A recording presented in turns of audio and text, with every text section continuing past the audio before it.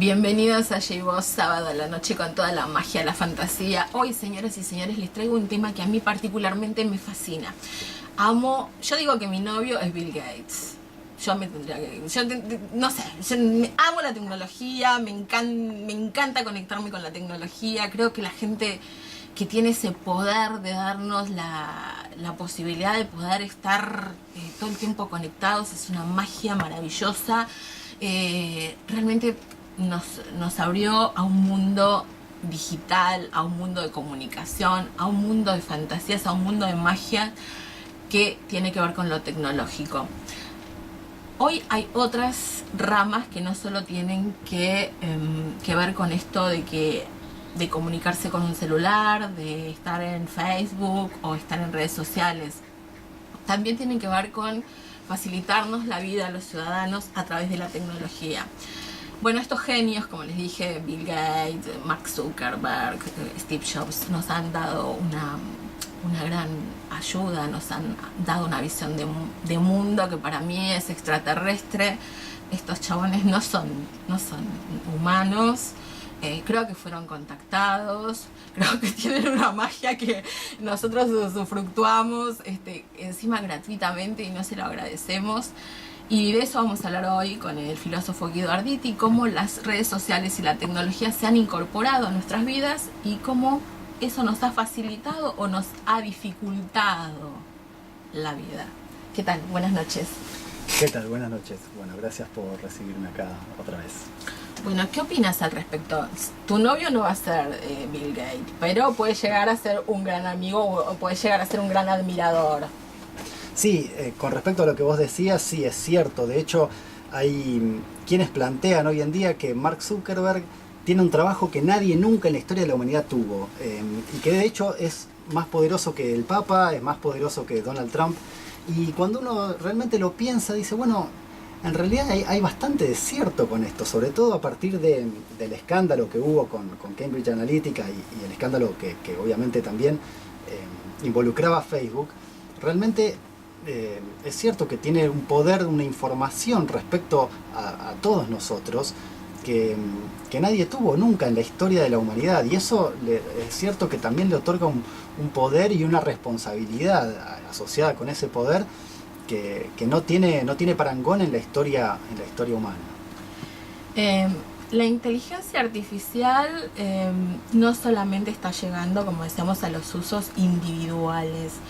Hoy se espera también el uso de ciudades, lo hablábamos en el tema Uber, transporte, y también hay tecnosex, o sea, hay gente que utiliza la tecnología también como una forma de poder conectarse, de poder llegar al otro, y por qué no, poder satisfacer alguna fantasía. ¿Qué visión de mundo hay al respecto de eso en lo filosófico? Bueno, se me ocurre pensar una cuestión que en algún punto planteaba Heidegger, que era un filósofo alemán del siglo pasado, que él decía que propio de la tecnología es el estar siempre disponible. La tecnología está siempre disponible para nosotros. El televisor, cuando tenemos ganas de verlo, lo prendemos y está disponible. Cuando no tenemos más ganas, lo apagamos y ya está. Y así con todos nuestros dispositivos que usamos regularmente. Eso era lo propio de la tecnología. Y él planteaba que vivir inmersos en un universo tecnológico en algún punto lo que hacía era llevarnos a relacionarnos con los otros o a pretender relacionarnos con los otros en los mismos términos. O sea, que el otro estuviese siempre disponible para nosotros cuando nosotros lo requisiéramos y también poder deshacernos del otro tan pronto como quisiéramos. ¡Wow! Claro, es que es un poco cierto, ¿no? Y a la hora de hablar de compañeros sexuales robots, bueno, esto me parte la cabeza lo que terminas de mencionar. He visto unas muñequitas chinas que hablan, tienen temperatura, son igualitas a las nenas lindas, o sea, son como Barbies hermositas que se compran los hombrecitos para ya no tener ninguna relación humana. Esto me parece como, no sé. Sí, bueno, de hecho hay Da frío, ¿no? Es una locura, ¿sí? Un escalofrío por la espalda. Una cosa así como, ¡ay! ¿En qué nos estamos convirtiendo? Sí, es cierto, hay un documental que hizo la TVE, la televisión española, que se llama El Imperio de los Sin Sexo, que es un documental sobre la sociedad japonesa en la cual hay una industria de la masturbación, una industria de la pornografía, pero principalmente una industria de la masturbación gigante. Y bueno, el documental está en YouTube para cualquiera que lo quiera ver, se llama El Imperio de los Sin Sexo, y en un momento lo que hacen es, bueno, visitar una fábrica de estas robots de las que vos mencionás. Increíble. Y el mismo el dueño de la fábrica dice, bueno, ¿y qué están esperando? Porque está siempre disponible, no le duele la cabeza, no te pide nada y es más liviana que una mujer real, ¿no? Sí, porque a ellos les gustan que sean chiquititas. La mujer para los japoneses nunca debe ser... La tienen que abrazar y la tienen que poder rodear toda, y les gustan las mujeres chiquititas. Eso me lo explicaron porque dicen que acá las mujeres no les gustaban a los orientales porque eran grandotas. Ellos tienen esa concepción, como que tiene que ser livianita y chiquitita. Sí. Manejable, digamos. Manejable, claro, sí. Y sí, porque aparte acá en este caso vienen a cumplir una función muy específica, así que ahí sí tiene que ser, claro, exactamente, tienen que ser manejables. Tienen que ser bien disponibles las 24 horas. Esto realmente me da mucho para pensar, porque también en el tema de la mujer hay hombrecitos también. Hay hombrecitos que están creando, tipo Kent, ¿no? Hombres bonitos que hablan, que te dicen todo lo lindo que uno quiere al oído y no son humanos. Bueno, esta es la nueva visión de mundo, señores y señores, desde lo tecnológico en lo que es la sexualidad. Pero también tenemos una cosa que a mí particularmente ya comencé a ver y que me preocupa. Es la utilización de los drones, señoras y señores. ¿Por qué? Porque no hay legislación. O sea, no es que me van a poner un dron en la puerta de mi casa a espiarme, sería algo medio loco de alguien. Pero no creo que sea imposible. Esto es lo que me preocupa. O sea, los drones están siendo utilizados por gente, como siempre, adelantados, avesados, que tienen la posibilidad económica de comprarse un dron a 20.000 pesos aquí en la Argentina, mandarlo a cualquier lugar y nada, y está siendo filmado y mirado por alguien que no sabes ni quién, ni cuándo, ni cómo, se te instaló en el techito de tu casa. Esto me preocupa. ¿Cuál es la visión de la filosofía al respecto? No hay una única visión de la filosofía al respecto. Lo que sí te puedo decir es que bueno, que ya están siendo utilizados los drones por el gobierno principalmente, y que también hay otras cuestiones que tienen que ver con los drones, que tiene que ver con un poco lo que hablábamos el otro día cuando hablábamos de Uber, pero es la pérdida de los trabajos típicos que siempre han existido, digamos. De hecho hay más de uno que plantea que bueno, que en un futuro todos los servicios de delivery, que así que ahora como ahora también los servicios de delivery se están uberizando, va a suceder más o menos lo mismo. Los servicios de delivery se van a hacer a través de drones, porque los drones va a haber cada vez más. Y son baratos, y no tienen accidentes, y no hay que pagar de aportes. No se toman vacaciones, claro. Exactamente, sí. Sí, y esto bueno es que es el tema que nos compete hoy, que tiene que ver con la automatización creciente que está habiendo a nivel mundial de lo que es la producción de cualquier tipo, ¿no? Y justamente la automatización lo que genera es un aumento de la productividad, o sea que con menos mano de obra humana se pueda fabricar más, digamos, más productos, pero esto generalmente lo que termina generando es en algún punto desempleo, porque si el aumento productivo no va acompañado de un aumento de la demanda, digamos, si yo puedo producir cada vez más y más fácil y más rápido, pero no hay un aumento de la demanda de quienes quieran comprar aquello que yo produzco, bueno, en algún punto lo que va a haber es desempleo, que yo tenga que achicar la cantidad de mano de obra que empleo en mi fábrica. ¿Me explico? Sí, eso es un tema sustancial, la falta, digamos, de trabajo que va a tener a través de todos estos avances tecnológicos, pero también el bache de la legislación. No lo sé, o sea, ¿cómo se puede llegar a manejar eso? Sí, la verdad es que, bueno, con todos estos temas todavía estamos frente a un futuro que es como bastante incierto. incluso con cosas que ya son parte de nuestra realidad, como pueden ser los drones, como pueden ser, por ejemplo, las impresoras 3D. Las impresoras 3D también como que permiten, claro, permiten a uno hacer casi cualquier cosa en su casa. Puede hacer un pequeño juguete, o puede hacer incluso galletitas, o puede hacer...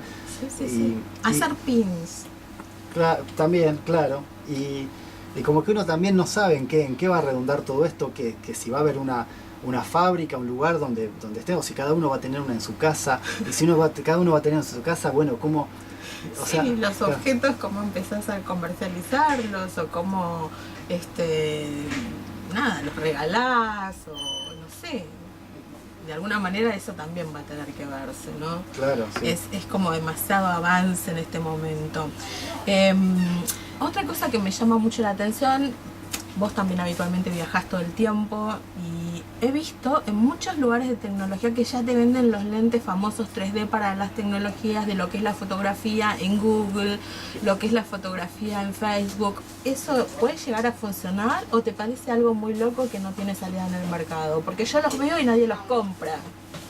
Sí, en realidad, bueno, con esos anteojos había habido un caso en el que una persona había entrado en un bar en Estados Unidos con esos anteojos puestos y directamente lo echaron.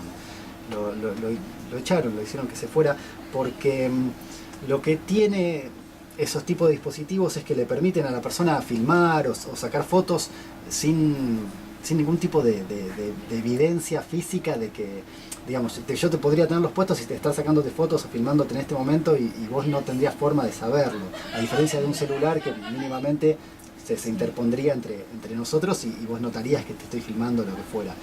Y entonces todavía como que hay como muchísima reticencia y también por eso es como que están hasta ahora teniendo como una especie de fracaso. No lo veo como algo muy viable. Ha sido algo muy revolucionario para todos los que están en redes y todo, lo fomentan mucho, pero no veo que la gente adquiera eso. Todavía eso no ingresó. No bajo al barrio, digamos. Sí, bueno, sí. Yo no veo en el barrio eso. He visto drones, he visto gente con celulares maravillosos, he visto gente tratando de ingresar a todas las plataformas, pagando fortunas siderales por estar sumamente comunicado, pero no he visto ningún loco todavía con estos lentes aquí en Argentina. Y aquí en Argentina no, y con el dólar como está cada vez más difícil, no es el momento ni el ¿cierto? lugar para este tipo de cosas, pero habría que ver qué está pasando en otras ciudades del mundo. La verdad es que no. Habría que ver qué está pasando en otras ciudades del mundo con estas tecnologías. Sí. ¿Qué opinión tienes al respecto de las ciudades inteligentes? De esta maravilla que pareciera que va a llegar en algún momento, de tener un mundo totalmente manejado por tecnología. Sí, en algún punto es a lo que se está apuntando. ¿A qué nos vamos a dedicar los seres humanos? Sí, eso es algo que... Eso pregunto, ¿no? Bueno, al ocio. ¿Qué haremos? Es que esto es algo... Cibersex. ¿Qué nos inventarán? Porque si ya está todo resuelto, algo tenemos que hacer, no sé.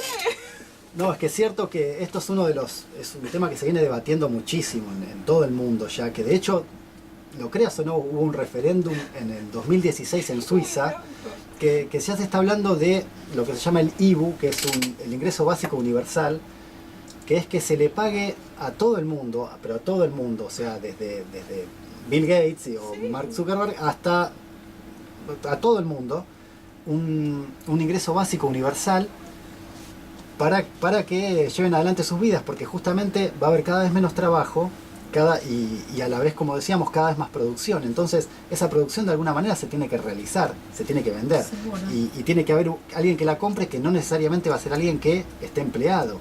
Entonces este es un tema que se viene debatiendo mucho, y como te decía, hubo un referéndum en el año 2016 en Suiza, pero vos sabés que la gente votó en contra. Ay, ¿por qué nos gusta ser así como hormiguitas laboriosas? A mí me gusta ser un unicornio y disfrutar de toda la tecnología. Señoras y señores, amo la tecnología. Tecnología, ven a mí. Cierro. En la vida estar preparado es importante, saber esperarlo es aún más, pero aprovechar el momento adecuado, señoras y señores, esa es la clave de la vida. Aprovechemos la tecnología para ser felices. Chao. Pachi.